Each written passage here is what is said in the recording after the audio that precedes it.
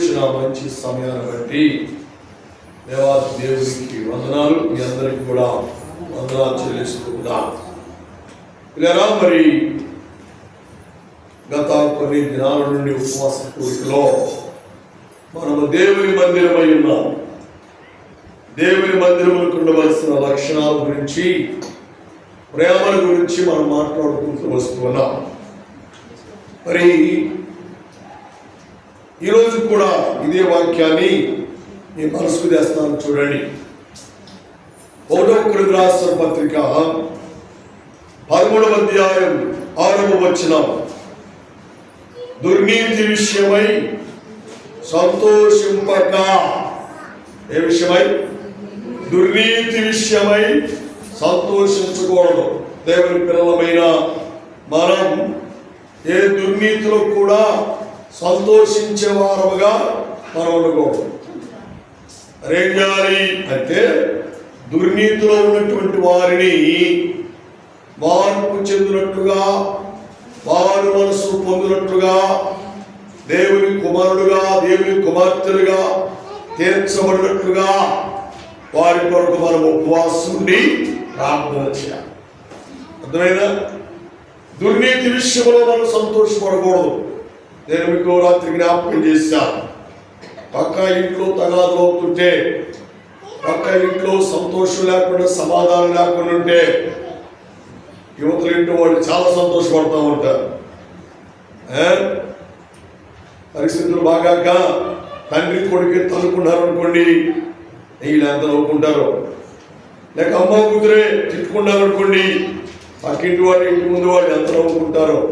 అలా కాదండి మనం చేయవలసింది. దుర్నీతి విషయంలో బానిసైపోతున్న వారి కొరకు మనము భారము కలిగి ప్రార్థన చేయాలి. అయ్యా, నా ఇంటి ముందే కుటుంబం ఉంది, కానీ వారు నెమ్మది లేకుండా ఉన్నారు. ఇంకా దుర్నీతి సంబంధమైన కార్యాలు చేసుకుంటున్నారు, ఇంకా పాప సంబంధమైన కార్యాలలో వారు పరిగెడుతున్నారు, శరీర సంబంధమైన కార్యాలలో వారు భ్రష్టులైపోతున్నారయ్యా. వారిని మార్చు ప్రభువా. ఆ కుటుంబానికి నెమ్మది ఇచ్చే ప్రభువా, ఆ కుటుంబానికి ఆదరణ ఇచ్చే ప్రభువా, ఆ కుటుంబానికి శాంతి సమాధానములు ప్రసాదించు ప్రభు అని వారి కొరకు మనం ఏం చేయాలి? ఉపవాసం ఉండి ప్రార్థన. అదే దేవుని మందిరం యొక్క లక్షణం. దేవుని మందిరంలో ఉండవలసినటువంటి ఆత్మీయ యొక్క గుణాలు ప్రియుల. అలాగా మనం ఉండాలని పరిశుద్ధాత్మ దేవుడు మనతో మాట్లాడుతున్నాడు.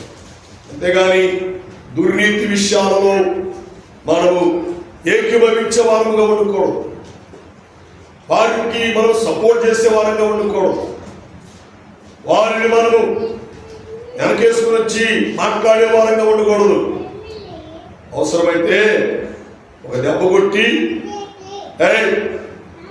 దినాలు చెడ్డగా ఉన్నాయి, పరిస్థితులు భయంకరంగా ఉన్నాయి, నీ మాట విధానం మార్చుకో, నీ క్రియలు మార్చుకో, నీ తలంపులు మార్చుకో, నీ నడవడిక మార్చుకో అని మనం చెప్పగలిగితే, దుర్నీతిలో ఉన్నవాడు మార్పు చెంది మారు మనసు పొంది దేవుని మందిరం అనబడి మనలో వారు ఏకీభవిస్తారు.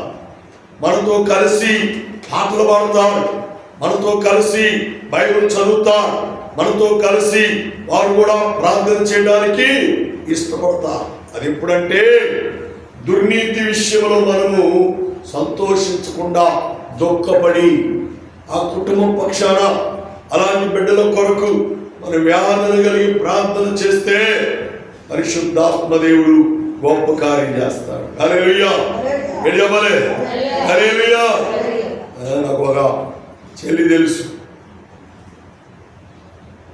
మేము అప్పుడు సైకిల్ ఉండేది, బండి కూడా లేదు. 93, 94 సైకిల్ వేసుకుని వస్తూ ఉండేవాడు, ప్రార్థన చేసి వెళ్తూ ఉండేవాడు. నా చెల్లి అప్పటికే వివాహమైంది. నైట్ 9-10 గంటలకి 10:30 కూడా వెళ్తా ఉండేది ఇల్లు రోడ్డు పట్టుకొని. వాళ్ళ అమ్మ మాట వాళ్ళ నాన్న మాట బాగా తెలిసిన చెల్లి ఆడకంటే అని ఇక్కడ దాకా అడిగాను. నేను అవసరాన్ని బట్టి ఓ దెబ్బడు కొట్టాను ఆ అమ్మాయి. కొట్టి పాస్టర్ గారు ఎక్కడే నుంచో నేను అమ్మాయిని తీసుకెళ్ళి ఇక్కడ వదిలిపెట్టి వస్తానని చెప్పి సైకిల్ ఎక్కించుకొని వాళ్ళ అమ్మ దగ్గర తీసుకొచ్చి అప్పు చెప్పేవాడు. వాళ్ళ అమ్మ అనేది పాస్టర్ గారికి చాలా సంతోషమై వందనాలయ్యా, కానీ ఈ అమ్మాయి నువ్వు తీసుకొచ్చావు, వదిలిపెట్టి వెళ్తున్నావు కదా, నన్ను తిట్టింది, అవసరం 2 దెబ్బలు కూడా కొట్టింది, మళ్ళా దారి కొట్టుకుని వెళ్ళిపోయిందయ్యా. ఈ అమ్మాయిలో క్రమంలో దుర్నీతికి అలవాటు పడిపోయింది. గుట్కాలేసిందండి. ఒకేసారి 3 ప్యాకెట్లు చిప్పి గుట్కాలేసేసింది. మత్తులో ఉండింది ఆ అమ్మాయి. ఇప్పుడు కూడా ఇప్పటికి బతుకుంది పాప మా అమ్మాయి. నన్ను చూసినప్పుడల్లా ఆ అమ్మాయి పూర్వ దినాలు జ్ఞాపకం వచ్చి సిగ్గుపడి తల ఉంచుకునింది. ఇప్పుడు అమ్మాయి పరిస్థితి తెలుసా? అమ్మాయి ఎయిడ్స్ పేషెంట్ అండి. ఒక సమయంలో నాకు ఎదురైన ఒక్కతే, ఏందమ్మాయి అన్నయ్య అన్నీ మానేశాను అన్నయ్య, ఏమి లేదు, నేనే సావుకు దగ్గరలో ఉన్నాను, నేను సస్తూ ఇంకోటి సంపడం నాకు ఏమాత్రం ఇష్టం లేదన్నయ్య, అందుకే అన్ని మానేశాను అన్నయ్య అని చేయబట్టుకుని ఏడ్చంది. నువ్వు చెప్పినప్పుడు వింటే నేను క్షేమంగా ఆరోగ్యవంతురాలుగా ఉండేదాన్ని, నేను చాలా చాలా ఆనందదాయకమైన జీవితాన్ని గడిపేదాన్ని. కానీ అది నేను వెళ్ళలేదు. నా దుర్నీతి నేను విడిచిపెట్టలేదు. నా దుర్నీతిలో నేను సంతోషించాను, నా దుర్నీతిలో నేను ఆనందించాను, నా దుర్నీతిలో నేను గంతులు వేశాను, నా దుర్నీతిలో నేను పొర్లాడాను. అందుకే నా దుర్నీతి క్రియలను బట్టి దేవుడు నాకు పనిష్మెంట్ విధించాడు. ఏడ్చిందండి. ఏడ్చే ప్రయోజనం, దుఃఖించే ప్రయోజనం. సహోదరి చేతులు జోడించి మనం చేస్తున్నాను, దుర్నీతిలో సంతోషించబాకండి.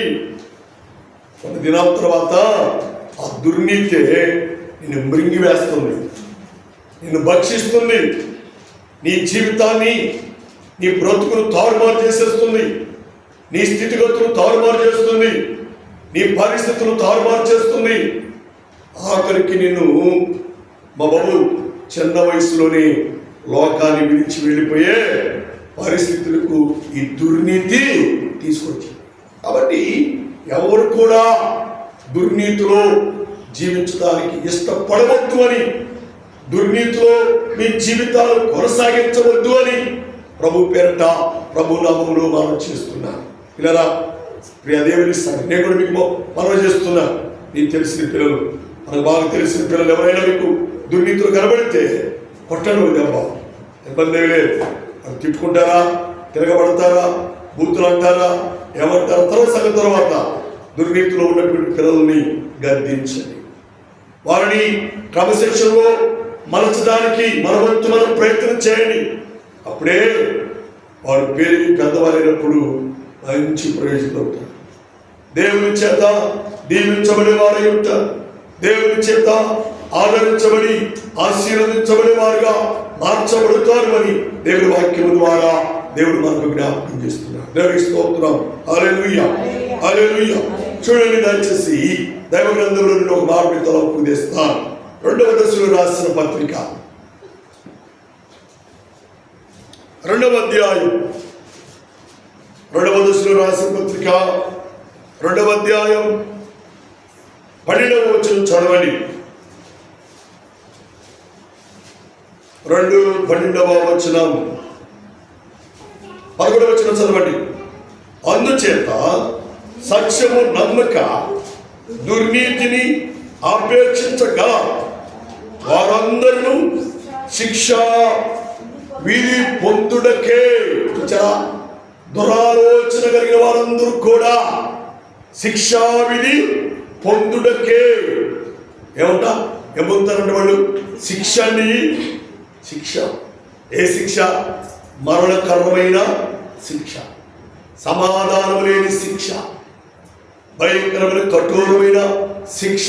ఎవరంటే దుర్నీతిని ఆపేక్షించువారు, దుర్నీతిలో వెంబడించువారు, దుర్నీతిని ఆపేక్షించి దుర్నీతిలో జీవితాన్ని గడుపు వారందరూ కూడా ఏమైపోతారని మరణానికి గురైపోతారు. వారు భ్రష్టులైపోతారు అని దేవుని వాక్యము ద్వారా దేవుడు మనకు జ్ఞాపకం చేస్తున్నారు. దేవుని స్తోత్రం. హల్లెలూయా, హల్లెలూయా, హల్లెలూయా. బాబు, దేవుని వాక్యములకు లోబడితే, దేవుని చిత్తానికి లోబడితే నీ జీవితాన్ని దేవుడు ధన్యకరముగా మార్చివేస్తాడు, ఆనందదాయకముగా దేవుడు మార్చివేస్తాడు అని దేవుని వాక్యము ద్వారా దేవుడు మనకు జ్ఞాపకం చేస్తున్నాడు. కాబట్టి మనల్ని మనం దేవునికి అర్పించుకుందాం, మనల్ని మనం దేవునికి సమర్పణ చేసుకుందాం. దేవుని చిత్తానుసారమైన జీవితాన్ని జీవించేటువంటి మంచి మనస్సు కలిగి మన జీవితాన్ని కొనసాగి, అంతేగాని దుర్నీతి బాగుందలేని ఎవరిని దుర్నీతిని ఆపేక్షిస్తే ఏమైపోతాం? లోతు భార్య సొదొమ కుమారుని విడిచిపెట్టి రామని దేవుడు చెప్తే అబ్రహాము కూడా చెప్పాడు, బయలుదేరి వస్తూ వెనక్కి ఎవరు తిరిగి చూడబాకండి చెప్పాడు. కానీ లోతు భార్య ఏం చేసిందండి?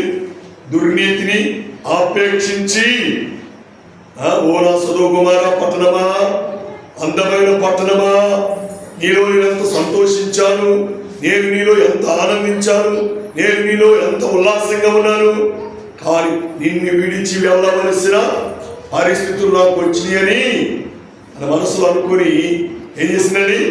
వెనకకు తిరిగి చూచింది, దుర్నీతి వైపు చూచింది. కాబట్టి ఏమైందని? ఉప్పు స్తంభం వైపు. అమ్మా బాబు, మనము లోకాన్ని విడిచిపెట్టాలి, లోకంలో ఉన్న వాటిని విడిచిపెట్టాలి, శరీర సంబంధమైన కార్యాలు విడిచిపెట్టాలి, ఆచార సంబంధమైన కార్యాలు విడిచిపెట్టాలి, అలవాటు సంబంధమైన కార్యాలు విడిచిపెట్టాలి. దేవుని వాక్యానికి లోబడి మనము జీవించువారుగా మనం ఉంటే ఆయన మనకు తోడుగా ఉంటాడు. ఆయన మనలను బలపరిచి ఆశీర్వదిస్తాడు. దేవునికి స్తోత్రం. హల్లెలూయా. చూడండి, రోమీయులకు రాసిన పత్రిక 1వ అధ్యాయం 32వ వచనం చదవండి.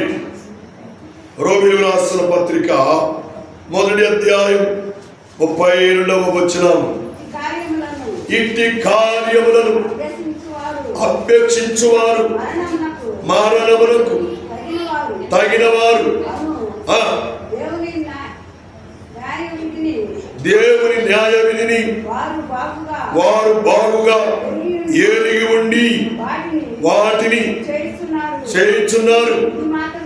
ఇది మాత్రమే కాక వాటిని అభ్యసించు వారితో సంతోషముగా సమ్మతించుచున్నారు. చూచారా? ఏంటి అదంట? అసభ్య కార్యములందు, అంటే దుర్నీతి కార్యములందు సమ్మతించి, ఎవరి మనస్ఫూర్తిగా అంగీకరించి వాటితో వారు ఏకీభవిస్తున్నారు. అంటే దేవుని వాక్యాన్ని పెడచెవిని పెడుతున్నారు, దేవుని సహవాసాన్ని నిర్లక్ష్యం చేస్తున్నారు, దేవుని సన్నిధిని దూరం చేసుకుంటున్నారు. ఇలా వారు దేవుని యొక్క వ్యతిరేకమైనటువంటి అసభ్య కార్యముల వైపు మనసు తిప్పి వాటితో వారు సమ్మతించువారుగా ఉన్నారు, వాటితో వారు ఏకీభవించువారుగా ఉన్నారు. కాబట్టి వారి జీవితంలో నష్టం కలుగుతుంది, వారి జీవితంలో శోధన కలుగుతుంది, వారి జీవితంలో శ్రమలు కలుగుతున్నాయి, వారి జీవితంలో మరణకరమైన వ్యాధులు కలుగుతున్నాయి. కారణం ఏంటంటే వారు దుర్నీతిని మనసును పెట్టి అసభ్య కార్యముల వైపు వారు తిరుగుతున్నారు. కాబట్టి వారు వాటిని సమ్మతించి వాటిని ఏకీభవిస్తున్నారు. కాబట్టి వారు దేవుని ఉగ్రతకు వారు గురవుతున్నారు. నువ్వు అలా ఉండకూడదు అని దేవుడు మనకు ఉపవాస ప్రార్థన దేవుడు మనకి ఇచ్చాడు. అందులో చపడగొట్టి దేవుడికి దుర్నీతిని అసభ్య కార్యములు మనం సమ్మతించు వారు కాకుండా మనం ఆత్మీయతలో, భక్తిలో, ప్రార్థనలో, విశ్వాసంలో స్థిరపడినట్లుగా దేవుడు మనకు మంచి అవకాశాన్ని దేవుడు మనకి ఇచ్చాడు. ఈ ఉపవాస దినాలు దేవుడు మనకి ఇచ్చాడు, ప్రార్థించుకునే అవకాశం దేవుడు మనకి ఇచ్చాడు. ప్రార్థించుకునే తలంతు దేవుడు మనకి ఇచ్చాడు, ప్రార్థించుకునే వరాన్ని దేవుడు మనకి ఇచ్చాడు. కాబట్టి పిల్లరా, దైవికమైనటువంటి భక్తి జీవితంలో మనము జీవించువారుగా మనం ఉండాలి అని పరిశుద్ధాత్మ దేవుడు కోరుకుంటున్నాడు. కాబట్టి ప్రభునందు నేను ముగించబోతున్నాను.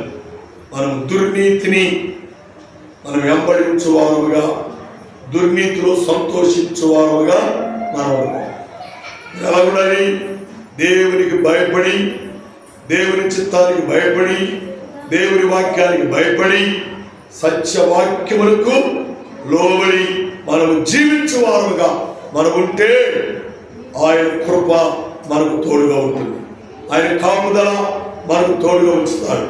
ఆయన కనికరము మనతో ఉంచి మనల్ని బలపరుస్తాడు అని దేవుడి వాక్యము ద్వారా దేవుడు మనకు జ్ఞాపకం చేస్తాడు. కాబట్టి మనల్ని మనం దేవునికి అర్పించుకుందాం, మనల్ని మనం దేవునికి సమర్పణ చేసుకుందాం.